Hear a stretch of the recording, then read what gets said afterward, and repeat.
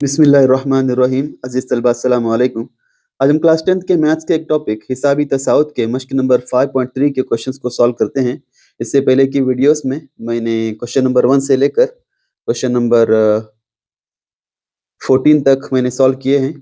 आज के इस वीडियो में क्वेश्चन नंबर 15 से हम लोग सॉल्व करने की कोशिश करेंगे। यहाँ पर सवाल में दिया गया है कि तामीर के काम के एक मुआहदे में ये बात साफ तौर पर लिखी जाती है कि किसी काम को इसकी दी गई तारीख के बाद मुकम्मल किया जाता है तो जुर्माना इस तरह से होगा। यानी कभी कभार ऐसा होता है कि कंस्ट्रक्शन के काम में एक डेट दी जाती है, लास्ट डेट दी जाती है। उसके बाद में भी अगर कुछ जो काम था वो काम अगर मुकम्मल न होता हो तो उसको पेनल्टी पे करना पड़ता है, जुर्माना देना होता है। तो वही यहाँ पर दिया गया है कि ताखिर के पहले दिन 200 रुपये का जुर्माना होगा, दूसरे दिन 250 का जुर्माना होगा, तीसरे दिन 300 रुपये का जुर्माना होगा, वगैरह वगैरह। जुर्माने की रकम हर आने वाले दिन में 50 रुपये बढ़ जाएगी। यानी हर आने वाले दिन में पिछले दिन से 50 रुपये ज्यादा होते चली जाएगी।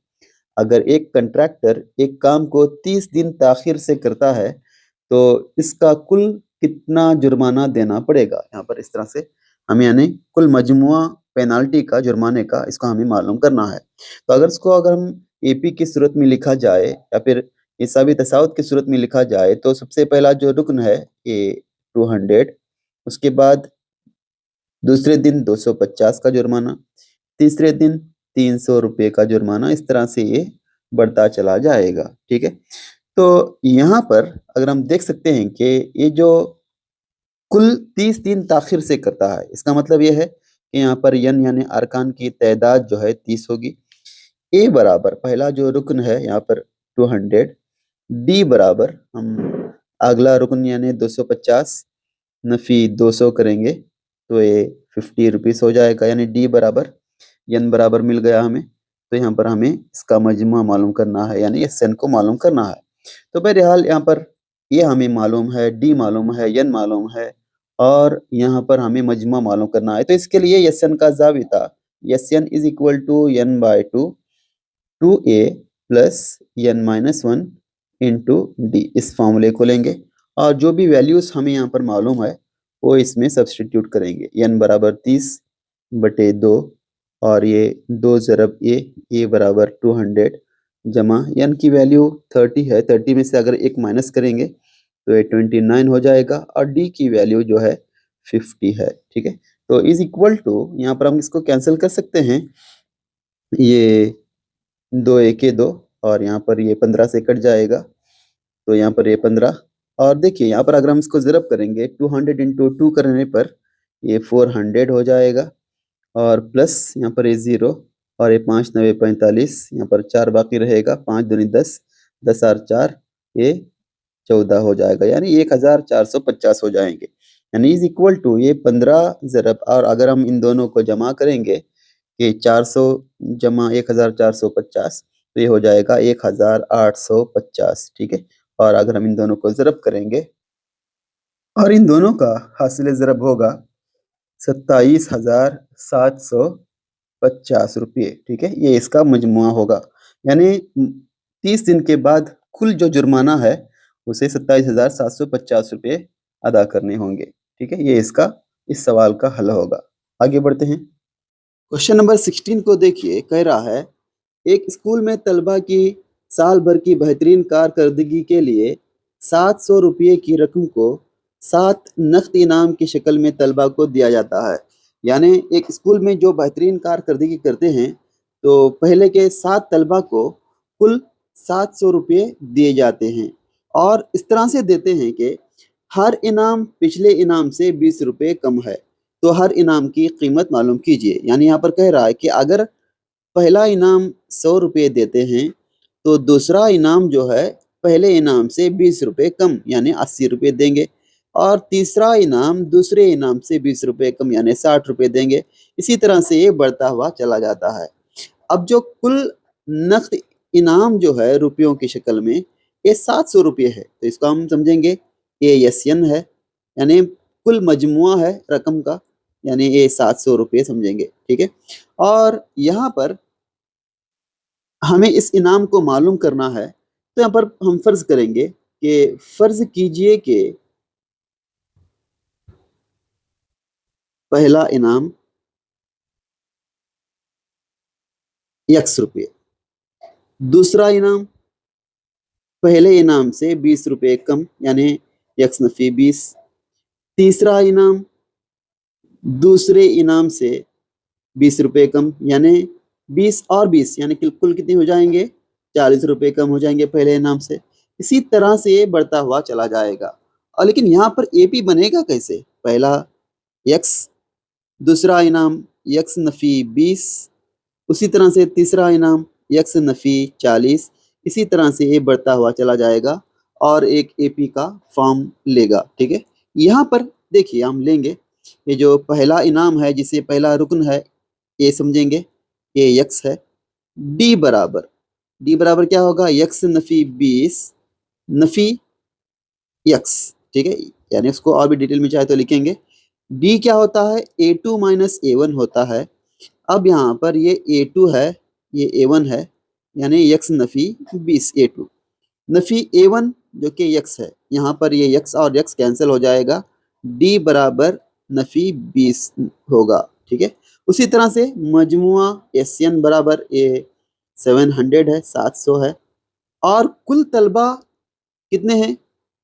कुल तलबा जो कि 7 तलबा हैं, कुल तलबा 7 हैं, तो N बराबर 7। ठीक है, तो देखिए यहाँ पर अब हमारे पास ये मौजूद है, डी मालूम है, SN दिया गया है, N भी मालूम है, तो इसको मालूम करेंगे हम। तो यहाँ पर मैं लेता हूँ SN बराबर N/2 2A plus N-1 into D, मजमुआ दरियाफ्त करने का जाविता लेंगे। और यहाँ पर हम वैल्यूज को सब्स्टिट्यूट करते हैं। N बराबर 7 है, 7/2, मजमुआ ये 700 है, और ये 2 ज़रब ए जो कि X है, जमा N नफी 1, N बराबर 7 है, 7 में से 1 अगर निकल जाएगा तो 6 रहेगा, और D बराबर नफी 20 है। ठीक है, इज इक्वल टू, यहाँ पर देखिए ये 700 को हम लेंगे और ये जो ज़रब 2 है ये तकसीम, यानी तकसीम 2 ज़रब 2 हो जाएगा, और ये ज़रब 7 तकसीम 7 हो जाएगा, और यहाँ पर ये 2x। ठीक है, हम इसको चाहे तो ऐसे लिखेंगे 2x, और ये जमा ज़रब नफ़ी, ये नफ़ी होगा, 6 दूनी 12 यानी 120 हो जाएगा। ठीक है, यहाँ पर देखिए ये हम यहाँ पर कैंसिल कर सकते हैं, ये 7 और ये 7 चला जाएगा, यहाँ पर 100 रहेगा। 100 का अगर हम 2 से ज़रब करेंगे तो ये 200 हो जाएगा, और अगर ये नफ़ी 120 ये इधर आने पर ये जमा 120 होगा, इज इक्वल टू 2x। तो x बराबर इन दोनों का अगर हम जमा करेंगे तो ये 320 होगा, और ये ज़रब 2 तकसीम 2 हो जाएगा, यानी x बराबर ये 2 1 के 2, 2 6 12 0, यानी x बराबर 160 होगा। यानी x की वैल्यू मिल गई। x क्या था? x पहला इनाम था। ठीक है, यहाँ पर हम लेंगे कि पहला इनाम जो कि x था, तो x बराबर 160 रुपये। दूसरा इनाम X नफी 20 रुपये कम, यानी 160 में से 20 रुपये कम करेंगे तो ये 140 हो जाएगा। उसी तरह से तीसरा इनाम जो है X नफी 40। ठीक है, तो 160 में से हमें 40 माइनस करेंगे तो ये 120 हो जाएगा। चौथा इनाम X नफी 60 हो जाएगा, यानी 160 नफी 60, तो ये कितना हो जाएगा? 100 हो जाएगा। उसी तरह से पांचवा इनाम X नफी 80 होगा, और X बराबर 160 नफी 80, तो बराबर ये 80 हो जाएगा। ठीक है, उसी तरह से छठा इनाम X नफी 100, यानी 160 नफी 100 बराबर ये 60 रुपीस हो जाएंगे।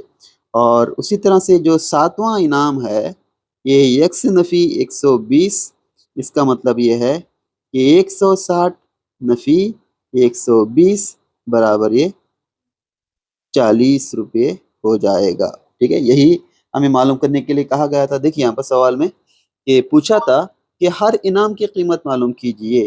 तो हर जो 7 इनाम देने थे हमें, तो 7 इनाम की जो रकम यहाँ पर है हमने इसको दरियाफ्त कर ली। ठीक है, क्वेश्चन नंबर 17 को देखिए। कह रहा है कि एक स्कूल में हवाई आलूदगी को कम करने के लिए तलबा ने स्कूल के चारों तरफ पौधे लगाने के बारे में सोचा।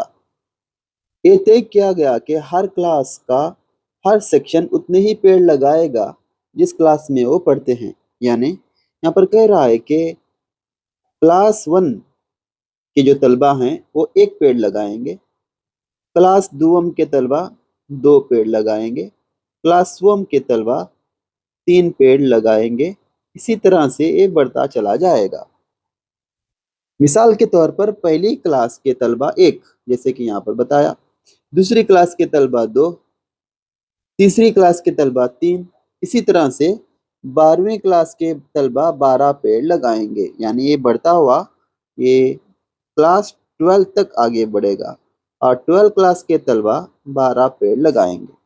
फिर कह रहा है कि हर क्लास के 3 सेक्शन हैं, यानी हर क्लास के 3 सेक्शन। इसका मतलब ये है कि जो पहली क्लास है इसके 3 सेक्शन हैं, दूसरी क्लास है इसके भी 3 सेक्शन हैं, तीसरी क्लास है इसके भी 3 सेक्शन हैं।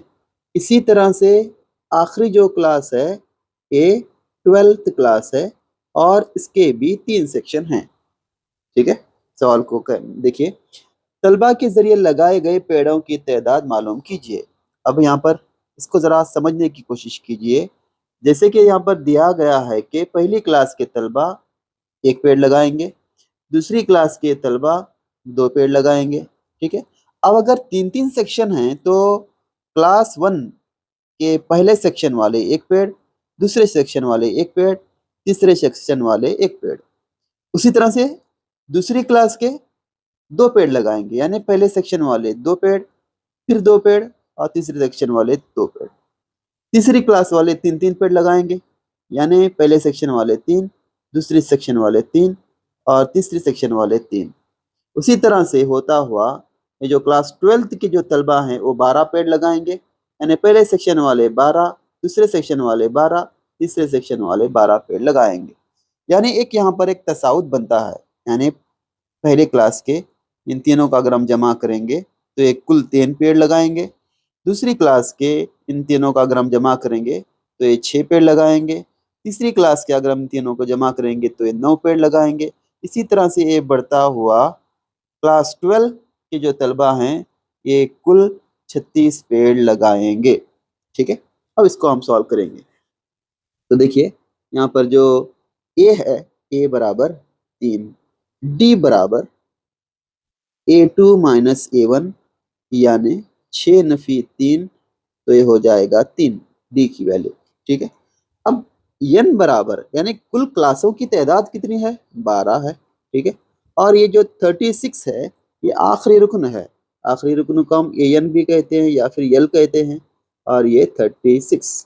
तो हमें मालूम करना है लगाए गए कुल पेड़, यानी मजमुआ SN को मालूम करना है। तो इसको मालूम करने के लिए इसका जो जाबिता है, अगर आखिरी रुकन दिया गया हो तो हम जाबिता लेते हैं SN बराबर n/2, और ये 2a जमा, सॉरी 2a का नहीं लेंगे क्योंकि आखिरी रुकन दिया है, a प्लस l, इस जाबिते को लेंगे। और जो वैल्यूज यहाँ पर हमने दरियाफ्त की है यहाँ पर सब्स्टिट्यूट करते हैं। ये SN मालूम करना है, n बराबर 12 है और ये 12/2, a बराबर 3, आखिरी रुकन जो है ये 36 है, तो यहाँ पर हम 36 को लेंगे। ठीक है, इज इक्वल टू, यहाँ पर कैंसिल करेंगे तो ये 6 रह जाएगा ज़रब, और ये 36 जमा 6 करेंगे तो ये 39 हो जाएगा। और इन दोनों का अगर हम ज़रब करेंगे तो 6 9 54, और यहाँ पर ये 5 बाकी रहेगा, 6 3 18, 19 20 21 22 23, यानी ये कुल 234 इसका मजमुआ हो जाएगा। यानी पेड़ों लगाए गए पेड़ों का जो मजमुआ है ये 234 होगा, यही इसका जवाब होगा। क्वेश्चन नंबर 18 को देखिए। कह रहा है कि एक स्पाइरल मुसलसल निस्फ दायरों से बनाइए जिनके मराकिस मुतबादिल तौर पर ए और बी हैं।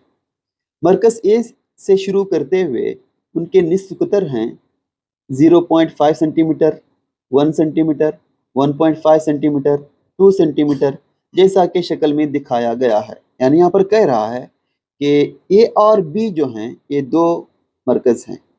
सबसे पहले ए को मरकज मानकर एक निस्फ दायरा खींचना है 0.5 सेंटीमीटर वाला, फिर बी को मरकज मानकर 1 सेंटीमीटर वाला एक निस्फ दायरा खींचना है, फिर ए को मरकज मानकर 1.5 सेंटीमीटर वाला निस्फ दायरा खींचना है, फिर बी को मरकज मानकर 2 सेंटीमीटर वाला एक निस्फ दायरा खींचना है। ठीक है। अब फिर कह रहा है कि ऐसे स्पाइरल की कुल लंबाई मालूम कीजिए जो 13 लगातार निस्फ दायरों से मिलकर बना है। यानी ऐसे ही लगातार निस्फ दायरे हमें बनाते चले जाना है। यानी कुल कितने बनाना है? कुल 13 निस्फ दायरे बनाने हैं। ठीक है।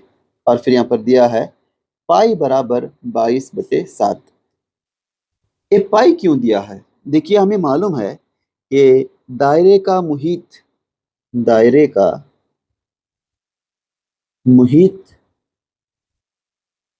2πr होता है। अब अगर निस्फ दायरा दिया गया है, निस्फ दायरे का मुहित ये भी निस्फ होगा, यानी 1/2 और 2πr, यहाँ पर ये 2 and 2 कट जाएगा, यानी क्या होगा? पाई आर होगा। यानी निस्फ दायरे का जो मुहित है ये पाई आर होगा। और अगर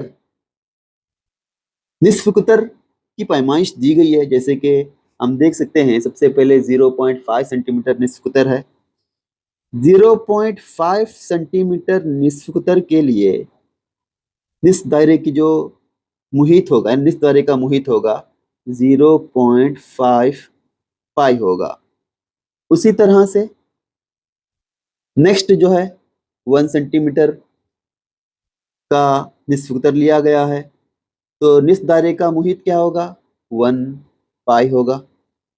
और फिर 1.5 सेंटीमीटर का निस्फ कुतर लिया गया, तो निस्फ दायरे का मुहित क्या होगा? 1.5 पाई होगा। फिर उसके बाद 2 सेंटीमीटर निस्फ कुतर का निस्फ दायरा खींचा गया, तो उसका मुहित क्या होगा? 2 पाई होगा। इसी तरह से कुल 13 निस्फ दायरे बनाते चले गए। तो यहाँ पर एक एपी फॉर्म होता है।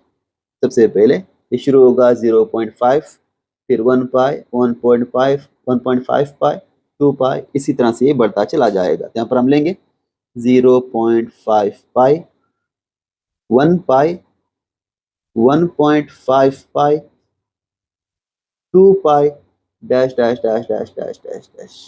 ठीक है।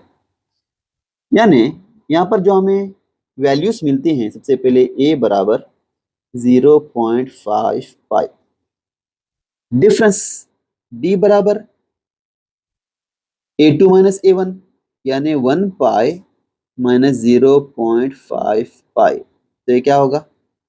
0.5 पाई होगा, यानी डी की वैल्यू 0.5 होगी। अब ऐसे कुल जो के 13 निस्फ दायरे बनाने हैं, तो इसका मतलब यह है अरकान की तादाद यानी n बराबर 13 होगा। हमें क्या मालूम करना है?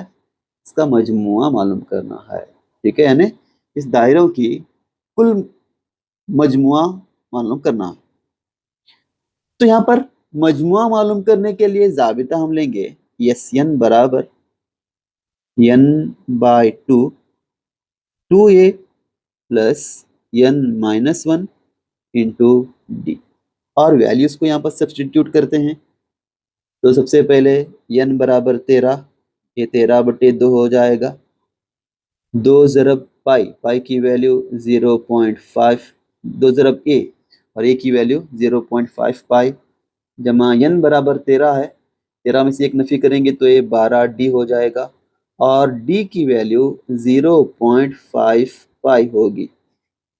तो इज इक्वल टू, यहाँ पर देखिए ये 13/2, और अगर हम इन दोनों को ज़रब करेंगे, 0.5 को अगर 2 मरतबा लेंगे तो ये हो जाएगा 1 पाई, और अगर 12 को 0.5 से अगर मल्टीप्लाई करेंगे तो ये 12 पंचे 60 यानी 6 पाई हो जाएगा, इज इक्वल टू ये 13/2 ज़रब, देखिए यहाँ पर ये 1 पाई और 6 पाई ये कितने होते हैं, 7 पाई होते हैं, इज इक्वल टू ये 13/2 ज़रब 7। पाई की जो वैल्यू है क्वेश्चन में ही दी गई है कि 22/7। तो हम क्या करेंगे, पाई की वैल्यू को यहाँ पर लेंगे 22/7। यहाँ पर हम कैंसिल कर सकते हैं, ये 7 और 7 कैंसिल होगा, तो 1 2 2 1 2 यानी ये 13 ज़रब 11 होगा।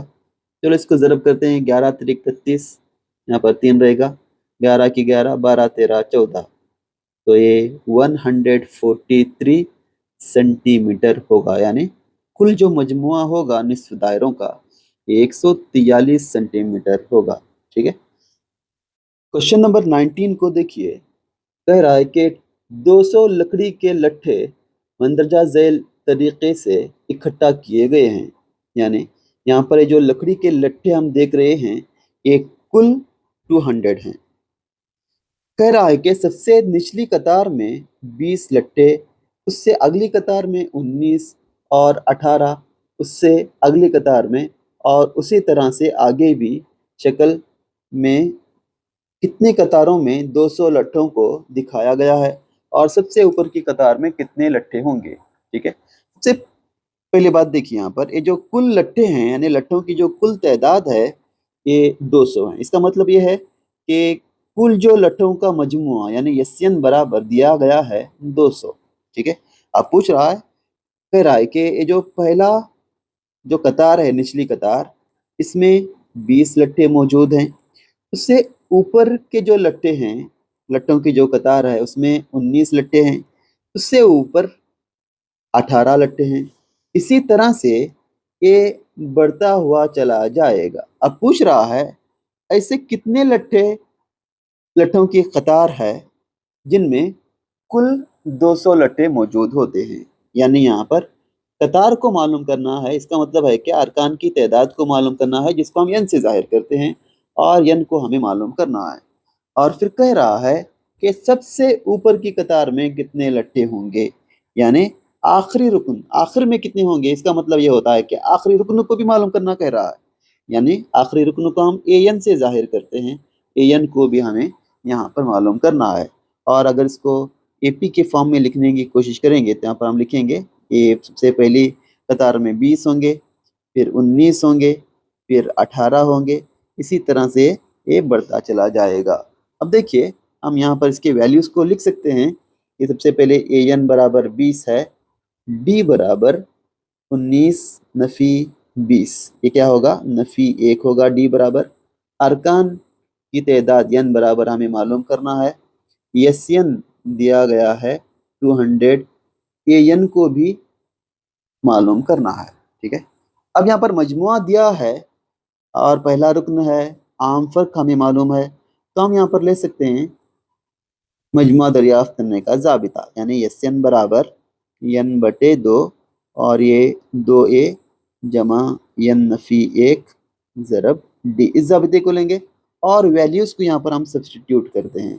तो यस एन की वैल्यू दी गई है 200, n को हमें मालूम करना है, और a बराबर दिया गया है जो कि 2 ज़रब a यानी 2 ज़रब 20 होगा, n को हमें मालूम करना है, एज इट इज लेता हूँ, और d जो कि दिया है नफी 1। 200 ये जो तकसीम 2, इसका ये ज़रब 2 हो जाएगा, इज इक्वल टू n, और यहाँ पर इन दोनों का अगर हम ज़रब करेंगे तो ये 20 दूनी 40 होगा, और अगर यहाँ पर हम इस नफ़ी 1 से इन दोनों को ज़रब करेंगे, सबसे पहले नफ़ी 1 नफ़ी ज़रब जमा ये नफ़ी हो जाएगा, और 1 ज़रब यन 1 यन होगा, फिर नफ़ी ज़रब नफ़ी जमा और 1 1 का 1 हो जाएगा, यानी जमा 1 होगा, इज इक्वल टू, यहाँ पर देखिए ये 200 ज़रब 2 ये 400 हो गया, और यहाँ पर ये यन, और अगर 40 में अगर हम 1 मिलाएंगे तो ये 41 हो जाएगा, यानी 41 होगा नफ़ी यन।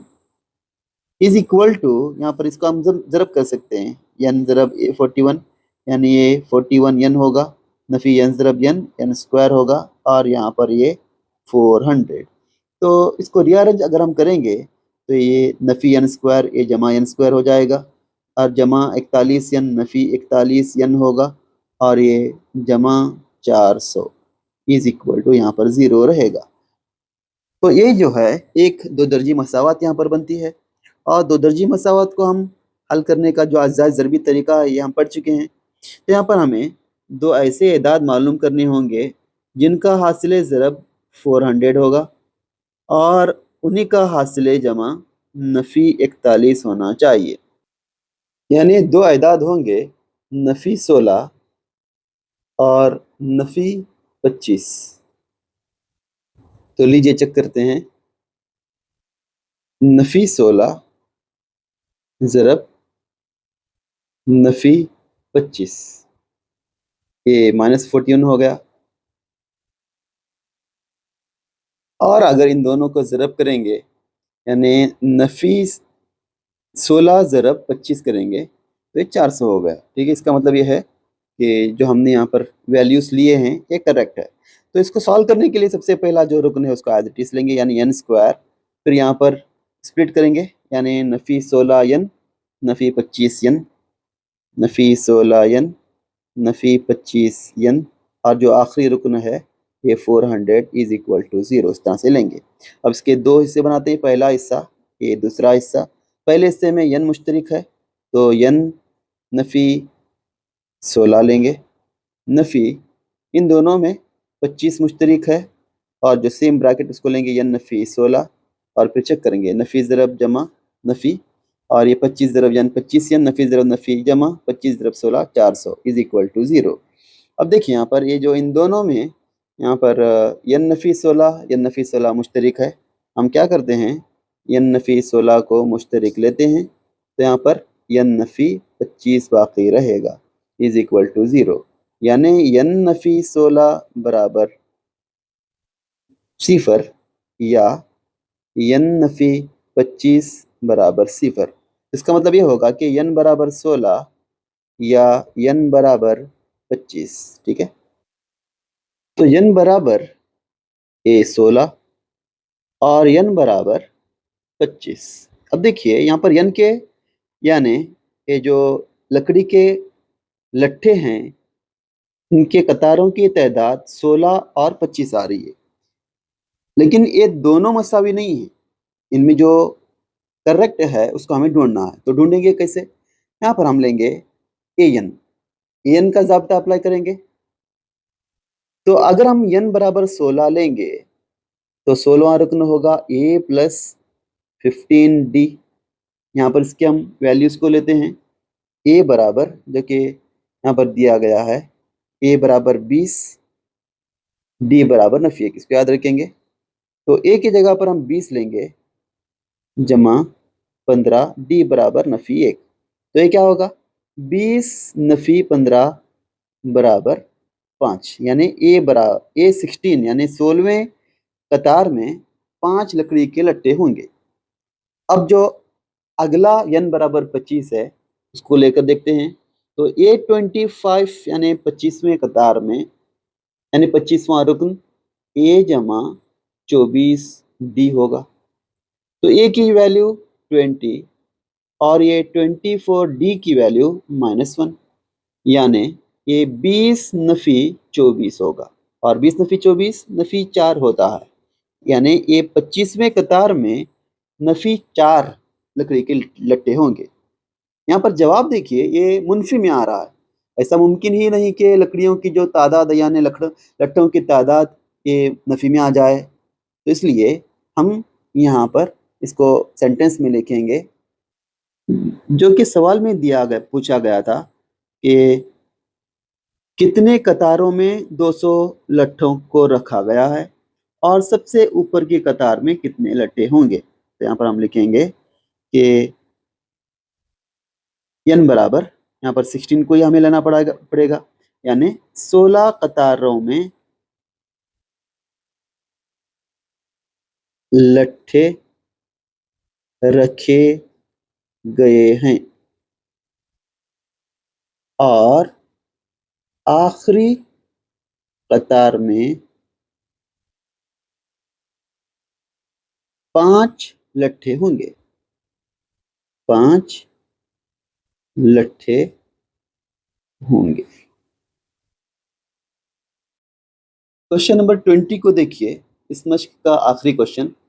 आलू की रेस में शुरुआती नुक्ते पर एक बाल्टी रख दी गई है जो पहले आलू से 5 मीटर के फासले पर है और दूसरे आलू खत मुस्तकीम में 3 मीटर के दरमियानी फासले पर रखे गए हैं।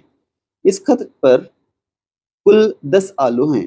यानी यहाँ पर एक बाल्टी रखी गई है और ये जो पहला आलू है ये 5 मीटर के फासले पर रखा गया है।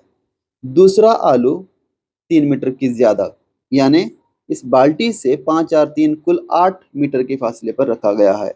उसी तरह से ये जो तीसरा आलू है और 3 मीटर की ज्यादती, यानी बाल्टी से 5 जमा 3 जमा 3 यानी कुल 11 मीटर दूर रखा गया है। इसी तरह से यहाँ पर कुल 3-3 मीटर के फासले पर कुल 10 आलू रखे गए हैं। एक शख्स इस बाल्टी से शुरू करते हुए सबसे नजदीक रखे हुए आलू को उठाता है और दौड़ कर वापस आता है और इसको बाल्टी में डालकर फिर वापस अगले रखे हुए आलू की तरफ दौड़ता है, इसको उठाता है और वापस उस बाल्टी की तरफ दौड़ता है, उसको बाल्टी में डालकर वो अगले आलू की तरफ दौड़ता है। ये सिलसिला जब तक जारी रहता है जब तक कि तमाम आलू इस बाल्टी में नहीं आ जाते। इस शख्स के जरिए दौड़ा गया कुल फासला मालूम कीजिए। इस तरह से कह रहा है। तो सबसे पहले और एक मरतबा समझने की कोशिश करेंगे। सबसे पहले एक बाल्टी, यहाँ पर मैं रफली तौर पर एक बाल्टी को ड्रा करता हूँ और यहाँ पर इस बाल्टी से होते हुए एक खत मुस्तकीम के तौर पर ये रखा गया है, यानी आलू इस पर रखे गए हैं। सबसे पहला जो आलू यहाँ पर रखा गया है ये बाल्टी से 5 मीटर की दूरी पर रखा गया है। दूसरा जो आलू रखा गया है वो पहले आलू से 3 मीटर की दूरी पर रखा गया है। तीसरा जो आलू रखा गया है ये भी 3 मीटर की दूरी पर रखा गया है पहले वाले आलू से। इसी तरह से यही फासले को मेंटेन करते हुए कुल 10 आलू रखे गए हैं।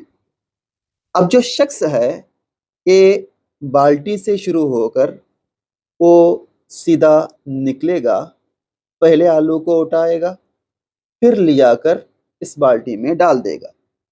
तो उसने कुल कितना फासला तय किया? सबसे पहले पहले वाले आलू को उठाने के लिए वो 5 मीटर का फासला तय किया, फिर आलू को लेकर वो दोबारा बाल्टी में डालने के लिए 5 मीटर का फासला तय किया, यानी कुल उस शख्स ने 10 मीटर का फासला तय किया।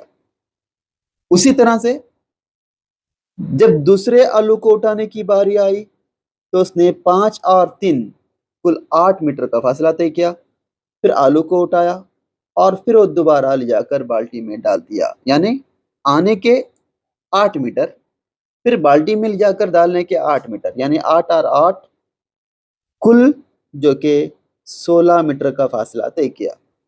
उसी तरह से तीसरे आलू को उठाने की जब बारी आ गई तो 5 जमा 3 जमा 3 यानी कुल 11 मीटर का फासला तय किया, आलू को उठाया और फिर ले जाकर बाल्टी में उसने डाल दिया। तो 11 जमा 11 ये 22 हो गए, ठीक है, 22 हो गए। इसी तरह से ये जो आलू की जो तादाद 10 है, 10 आलू को उसने बाल्टी में डाल दिया। तो यहाँ पर सवाल पूछा है कि उस शख्स ने कुल कितने मीटर का फासला तय किया। ठीक है, तो सबसे पहले यहाँ पर हम ये जान लेंगे कि कुल जो आलू हैं यानी अरकान ये 10 हैं, तो n बराबर 10 होगा। जो पहला रुकन है, पहला रुकन जिसको हम ए कहते हैं, तो ए बराबर 10 है और डी यानी आम फर्क A2 माइनस A1 होता है, यानी 16 माइनस 10 होता है, तो ये 6 होगा, यानी डी बराबर 6 होगा। हमें यहाँ पर इसका मजमुआ मालूम करना है, यानी SN बराबर मालूम करना है। तो अगर अरकान की तादाद, पहला रुकन और आम फ़र्क दिया गया और मजमुआ मालूम करने के लिए कह रहा है, तो हम मजमुआ मालूम कर सकते हैं SN का ज़ाबिता लेकर। तो लेंगे यहाँ पर SN बराबर n/2 2a plus n minus 1 into D. अब जो वैल्यूज हमने फाइंड किए हैं वो इस जाबिते में फिल करेंगे। n बराबर 10, ये 10/2 हो गया, और 2 ज़रब a बराबर 10। n की वैल्यू 9 है, सो 10 है, 10 में से 1 माइनस करेंगे तो ये 9 हो जाएगा, और d की वैल्यू 6 है, तो इज इक्वल टू यहाँ पर एक कट जाएगा, 2 1 2, 2 5 10, यानी ये 5 होगा। और अगर हम इन दोनों को ज़रब करेंगे तो ये 2 दहे 20, और ये 9 ज़रब 6, 9 छिके 54 हो जाएगा, और ये 5 ब्रैकेट का मतलब ज़रब होता है, इन दोनों को अगर हम जमा करेंगे तो ये 74 होगा, और इनको अगर हम ज़रब करेंगे तो 5 चौक 20, 5 सता 35, 36 37, यानी 370 मीटर का फासला उस शख्स ने 10 आलू को बाल्टी में डालने के लिए तय किया। ये इस एक्सरसाइज का, इस मश्क का आखिरी क्वेश्चन था, और यहाँ पर इस टॉपिक के तमाम मश्क कंप्लीट हो जाते हैं। अपनी दुआ में ज़रूर याद रखिएगा। अस्सलामु अलैकुम।